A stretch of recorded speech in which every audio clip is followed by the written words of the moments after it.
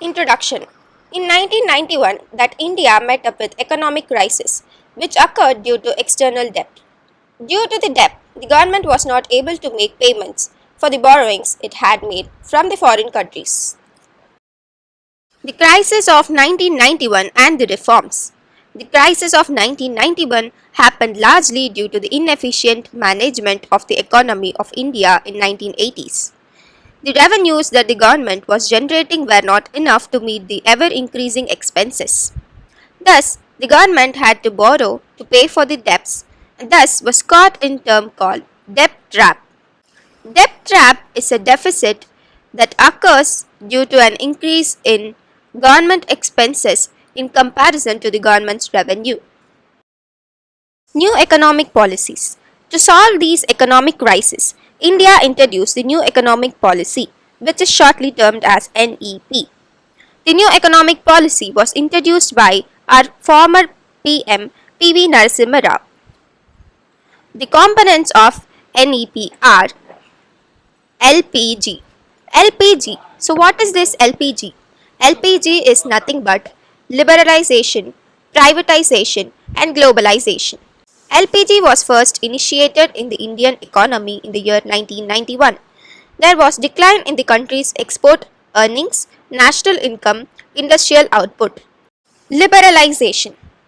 So the following points are applicable for liberalization. To do the business, license is not required. For industrial sectors, financial sectors, tax reforms, foreign exchange reforms, and trade and investment policy reforms. Objectives of liberalization policy: to increase competition amongst domestic industries, to encourage foreign trade with other countries with regulated imports and exports, enhancement of foreign capital and technology, to expand global market frontiers of the country, to diminish the debt burden of the country.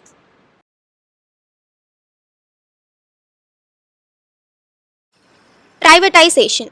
Government had given rights to the private to do the business, which is public sector undertaking, PSU. Example, oil sector.